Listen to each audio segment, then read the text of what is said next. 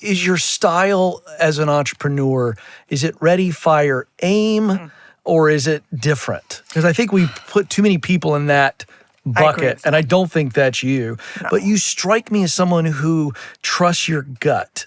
Is this true, or do you tend to be more analytical?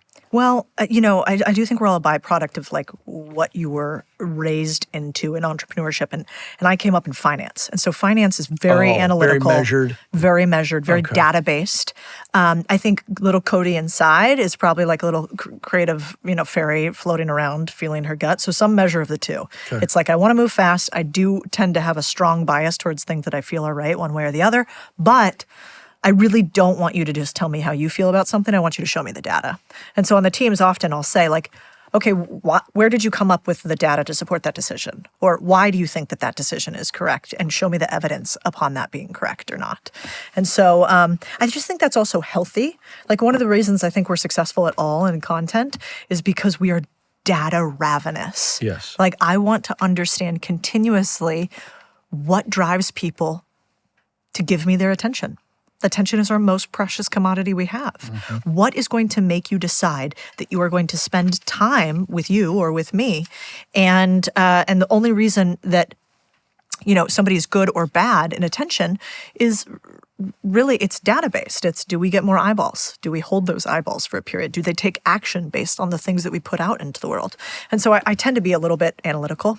And I think that's also helpful in business because it's so easy for somebody to say, I do it by my gut.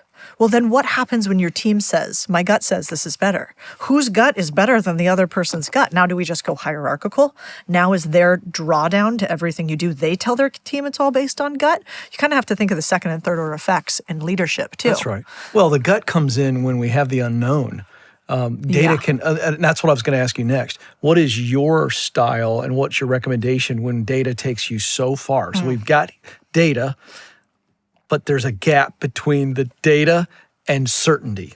Yeah. How do you manage that? Well, I'll often say, I think about everything in business as a scorecard. And so let's say, Ken is the number one business pickleballer, right? And you've had more. I'm going to claim that. I need to send you a show. I have ideas. I'm very excited. So, if you have more reps at pickleballing, if you have won more frequently, if you are the leader with a historical bias of winning, then your gut is worth more than my gut. Exactly. And so that is how we determine. So often our job, especially for the youth, because you know how we are when we're young, you think you know everything, sure. And then as you get older, you continue to realize how little you know. And so our job constantly is to go, like one of my biggest pet peeves, Ken, is actually when somebody goes, I know this is really good. I did a great job on this. Like this is, I go, wow, that's okay. And then I'm insufferable and you don't want to work for me in that moment because I go, amazing. Okay, you know this is going to work. Yeah. Cool. How much are we betting? Oh boy. Is this gonna, what does no mean to you? What is your level of certainty on it? And why? Mm-hmm. Oh, because you've predicted the last 10 investments were gonna go well and they all went well? Okay, strong, great, invest. Bet on it, because that's what we do in finance, right? You literally bet on the decisions that you make every day by a company that you invest in or not.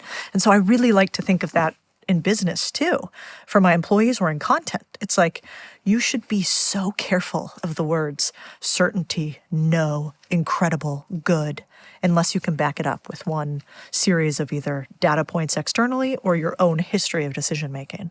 And I think that's a really healthy way to stay honest with yourself too. Yeah. What do you do though? I want to stay there. Take us to a moment maybe.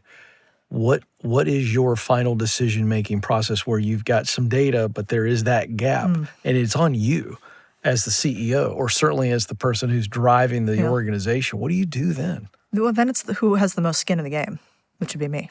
So ultimate decision-making goes, okay, well, Cody, I have the most to win or lose by this, which means that I get to win as to the execution. So, if somebody else wants to put more skin in the game in than I do on this decision-making, then I might actually let them run with it. Okay, you feel so strongly on it, and you have a history of winning, and you're willing to put skin in the game. Okay, cool, you could do this. Otherwise, I'll say, okay, I have the most skin in the game. With the knowledge that I have, with the information at my fingertips, this is what I believe, and then this is also what I want to do. Because that's one of the beautiful parts about being in charge, is you get to go, God, the data says that, but don't care. I love that. I'm going to do it this way. That's conviction. Right. At that point.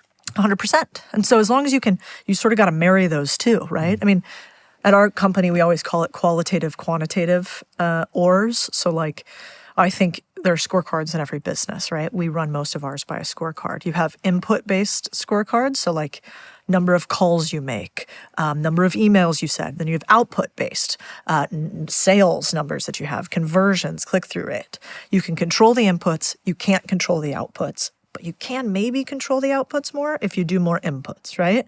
And so with decision making, I'll often think, well, if I don't have perfect decision, what other inputs or, metrics can I have in order for my output metrics to be better? So I might say, all right, I don't know what I'm going to do in this decision. So I'm going to have plans A, B, and C. And if A doesn't work, because I've never done this before, I have no idea what's plan B and what's plan C. And then I don't have to, because I am risk averse, actually. I do not like risk at all. Then at least I can feel like, all right, well, if I get lost, I got a flashlight, I got some water, I got a map. We can figure this out. Well, that's mitigated risk at that point, and that you can live with. Yeah, 100%. Because you've weighed out what's the worst that can happen. Yeah. I mean, I think about it in business, we teach people to buy businesses, right? And then we teach people to build businesses. And the number one thing I tell people is like, I want you to be so confident that your first deal will do well that you feel like there's almost a win-win solution in your first acquisition. And if you can't get there, I'd prefer you not buy the business, because if your first deal goes bad, what do you think? Buying businesses is bad. If your first deal goes good, what do you think? I can buy more businesses. And so there's actually like asymmetric risk to just your first decision in business buying that there isn't to your second or your third, because you're like, oh, shoot, I just did a bad deal. It's not bad in and of itself to do deals.